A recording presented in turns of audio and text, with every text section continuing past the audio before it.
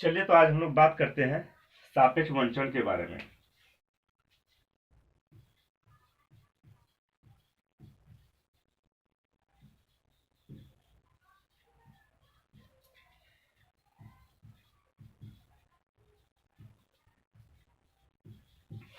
कि सापेक्ष वंचन सिद्धांत क्या होता है। सापेक्ष वंचन सिद्धांत को इंग्लिश में क्या कहा जाता है?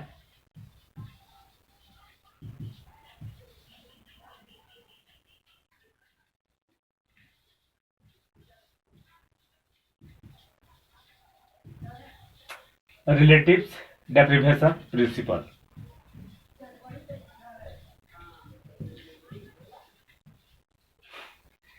रिलेटिव डेप्रिवेशन प्रिंसिपल ये सापेक्ष वंचन सिद्धांत का इंग्लिश रूपांतरण है।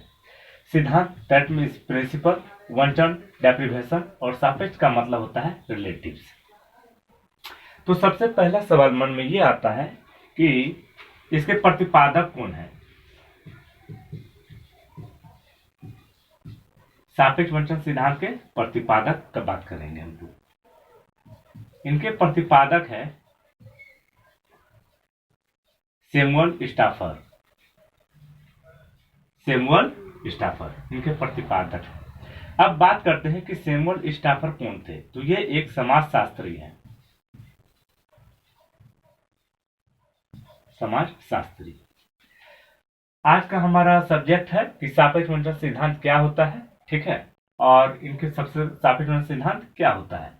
तो सबसे पहले हम देख रहे हैं कि यहाँ पे प्रतिपादक दिया हुआ है और प्रतिपादक में कौन है? Samuel staffer.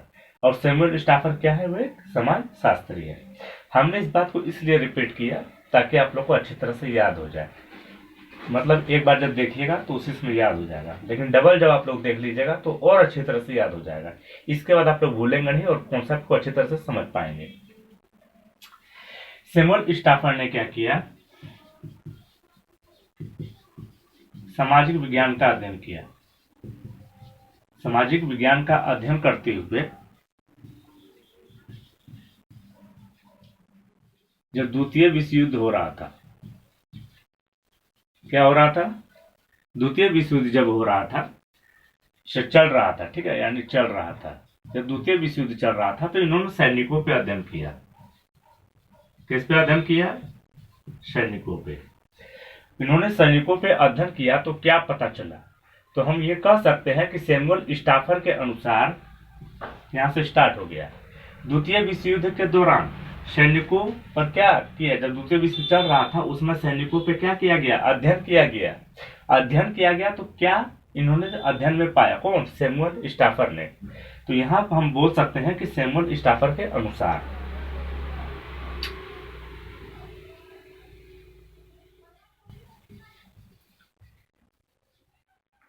सैनिकों द्वारा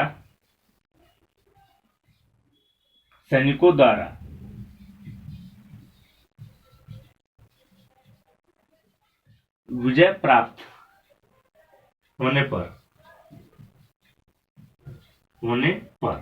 सैनिकों द्वारा, कॉन्सेप्ट दे रहे हैं आपको हम कि सैनिकों द्वारा विजय प्राप्त होने पर, ठीक है, जो सैनिक का परिमाप था, परिमाप या मानक जो बोल सकते हैं, परिमाप या मानक जो था, ठीक है, उसको इग्नोर कर दिया। बोला कि इसके वजह से हम जो है युद्ध में जो है विजयी नहीं हुए हैं। इसके वजह से युद्ध मतलब युद्ध जो जीते हैं उसमें विजयी नहीं हुए हैं। जब बल्कि तब वो क्या बोल रहे हैं कि वे जो है वे अपने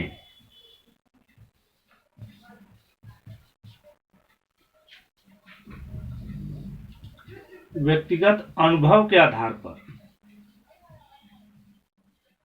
व्यक्तिगत अनुभव के आधार पर विजयी हुए हैं। तो वे जो है क्या, उन्होंने व्यक्तिगत अनुभव के आधार पे, कहने का मतलब व्यक्तिगत अनुभव यानी अपने खुद को माना। जो विजय का जो आधार उन्होंने माना वो क्या हुआ? वे व्यक्तिगत अनुभव यानी खुद के अपने आप को माना। वे ये नहीं मान रहे थे कि सैनिक का जो परिमाप यानी मापक था उसके आधार पर हम लोग युद्ध जीते हैं, ये वो नहीं मान रहे थे।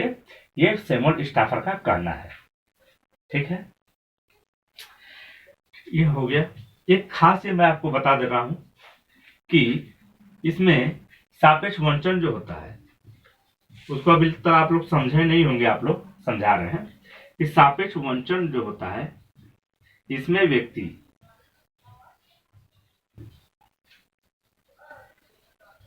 व्यक्ति तुलना करता है। क्या करता है? तुलना करता है।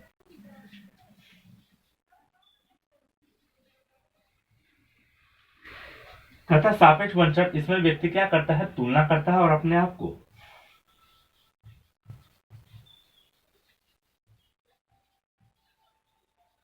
दोषपूर्ण मानता है।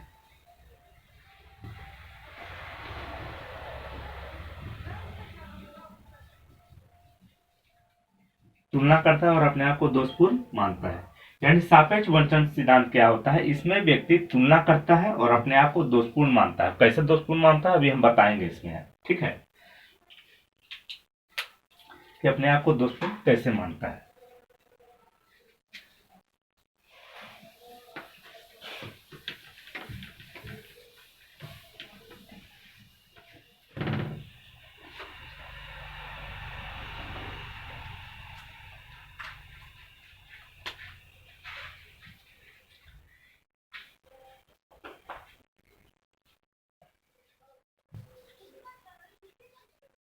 ये एक घर है, ठीक है,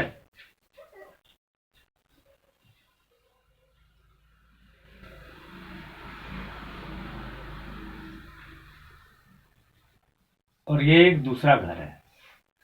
तो इस घर में रहने वाला व्यक्ति इस घर में रहने वाला व्यक्ति जो है, इस घर के, यहाँ बी रहता है, यहाँ ए रहता है, ठीक है। तो इस घर में रहने वाला व्यक्ति इस घर के बारे में सोचता है कि इसके पास जो है बड़ा घर है, और बड़ा घर किसके पास रहना चाहिए? मेरे पास, ठीक है। यानी जब तुलना करता है तो अपने आप को कम मापता है, अपने आप को कम मापता है, ठीक है। तो यही सापेक्ष वंचन हो गया। ये क्या हो गया? सापेक्ष वंचन। सापेक्ष का मतलब था रिलेटिव, एक दूसरे से रिलेटिव करके अपने आप को वंचित मानता है। क्या मानता है? वंचित, यानी कम मापता है। ये भी लिख सकते हैं, अपने आप को डिक्रीज करता है। ये हो गया सापेक्ष वंचन। सापेक्ष वंचन जो होता है, अगर सापेक्ष वंचन का अगर शब्द को देखते हैं,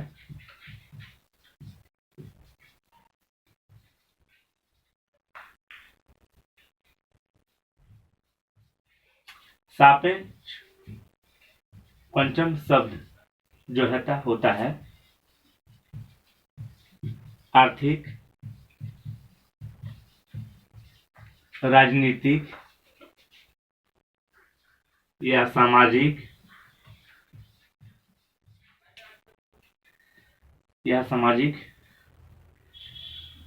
के अभाव को दर्शाने के लिए, किसके लिए? अभाव को दर्शाने के लिए। हो सकता है आप लोग को दिख ना रहा हो, देख लेते हैं। यहाँ पे बोला जा रहा है कि सापेक्ष वंचन जो होता है शब्द जो है, वे आर्थिक, राजनीतिक या सामाजिक, आर्थिक, राजनीतिक या सामाजिक जो अभाव होता है, आर्थिक, सामाजिक या राजनीतिक का जो अभाव होता है, उस अभाव को दर्शाने के लिए, क्या करने के लिए? दर्शाने के लिए सामाजिक विज्ञान में इसका उपयोग किया जाता है। विज्ञान में क्या होता है? उपयोग।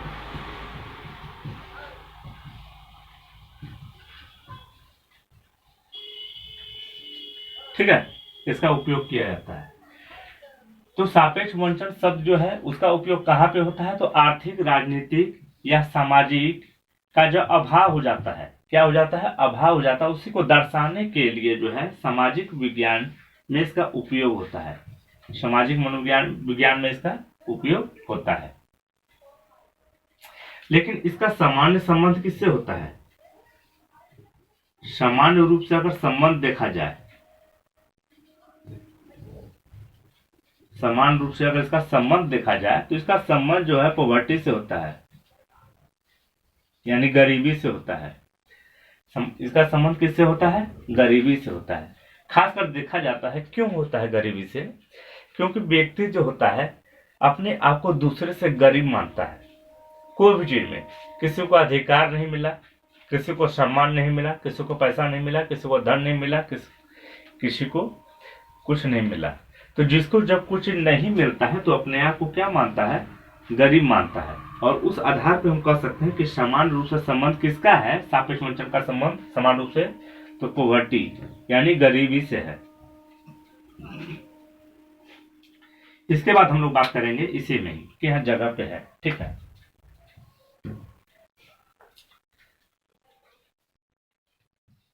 रणसीमन।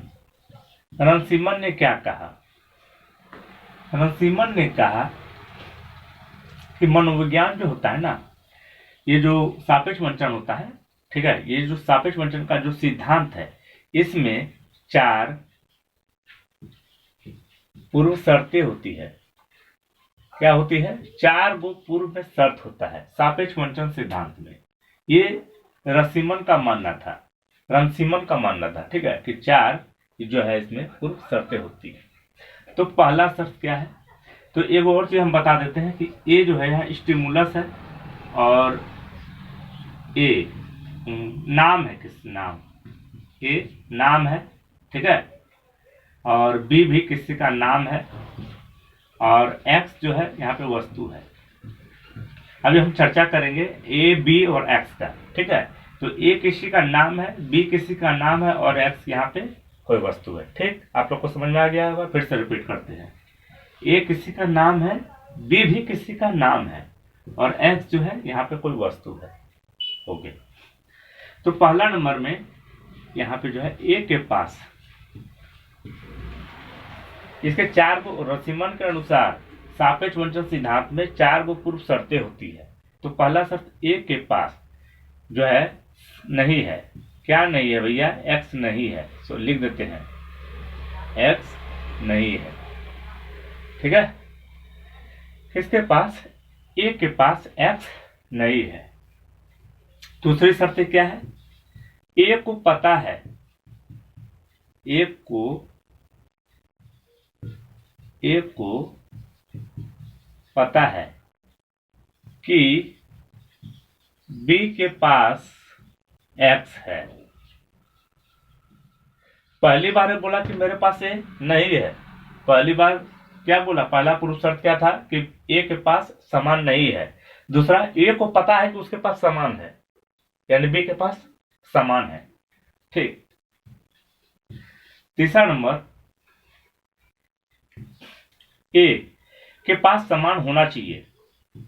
ए के पास एक्स चाहिए या रहना चाहिए या होना चाहिए, कुछ भी लिख सकते हैं। होना है या रहना है, ठीक है। तो कहने का मतलब ए के पास एक्स होना है। और 4 नंबर क्या बोलता है?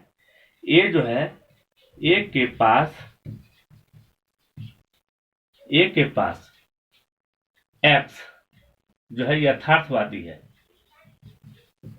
गुणवादी, यथार्थवादी है।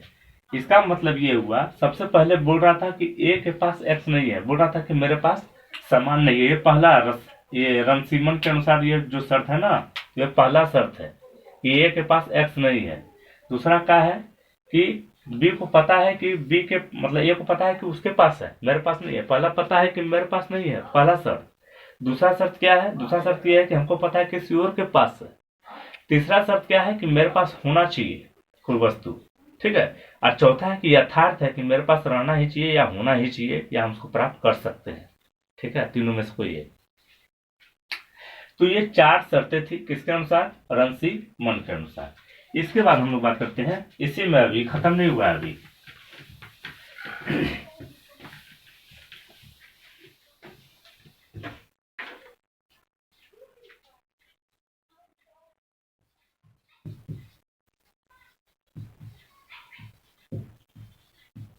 सापेक्ष वंचन को दर्शाने के लिए, अच्छी तरह से दर्शाने के लिए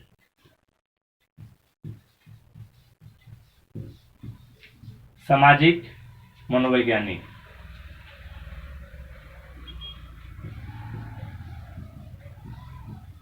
सामाजिक, राजनीतिक कौन, वैज्ञानिक,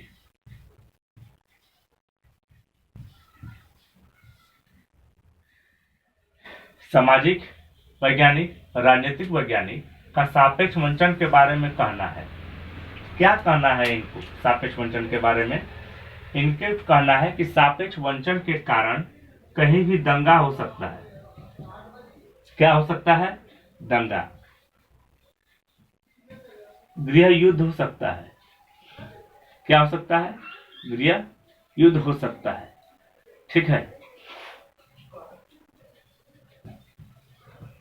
एक देश से दूसरे देश में क्या हो सकता है, मतलब क्रांति हो सकती है, या क्या बोलते हैं, एक देश से दूसरे देश में जब लड़ाई होता है, देश लड़ाई हो सकती है। ठीक है, आतंकवादी हो सकते हैं, नक्सलवादी हो सकते हैं। तो ये सब जो हो सकता है ये किसके? सापेक्ष वंचन के कारण। सापेक्ष वंचन के कारण कहने का मतलब एक आदमी से दूसरे आदमी का मन नहीं बैठ रहा है, या किसी और के पास बहुत बड़ा मिसाइल है, मेरे पास नहीं है, तो हम युद्ध करके उसको ले लेंगे। किसी दूसरे के पास सोना चांदी है, मेरे पास कुछ नहीं है, भिखमंगा है, हम दूसरे से लड़के ले लेंगे। तो आतंकवादी हम बन सकते हैं। कोई चीज हमको हासिल करना है, मानवाधिकार का प्रॉब्लम हो गया, हम क्या लड़ाई करने लगे। ठीक, तो ये दंगा हो सकता है, गृह युद्ध हो सकता है, देश हो सकता है, देश से लड़ाई हो सकता है एक दूसरे से, आतंकवादी पैदा हो सकते हैं। ये किसका कहना है? तो ये सामाजिक और राजनीतिक वैज्ञानिक का ये कहना है कि ऐसा हो सकता है। अगर हम लोग दृष्टिकोण की बात करें, किसका बात? दृष्टिकोण का। तो दृष्टिकोण का अगर बात करें तो वे लोग जब क्या होता है, अनशन वगैरह होता है ना, अनशन वगैरह होता है, या कहीं शांति से कोई धरना पे बैठा है, धरना पे सापेक्ष वंचन के बारे में ही बता रहे हैं। ये दृष्टिकोण का है, एक तरफ से बोल सकते हैं दृष्टिकोण।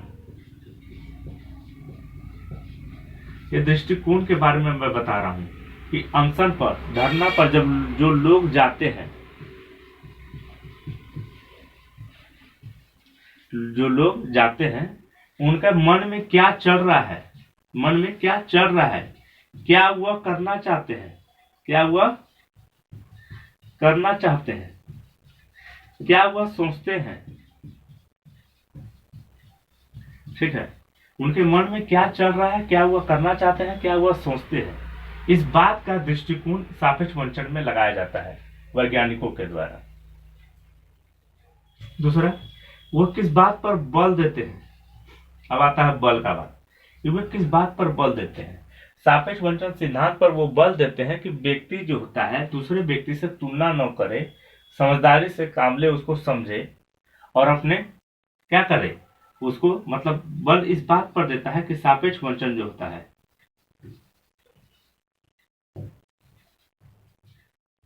उसमें कमी लाए। इस बात पर वो बल देता है कि क्या लाए, उस पर कमी लाए। ये था हमारा सापेक्ष वंचन। आप जो है इस पे जो है ना देखते हैं, अच्छी बात है, समझते हैं, अच्छी बात है। इसको दोबारा देखा कीजिए, इससे आपको बहुत नॉलेज बढ़ेगा।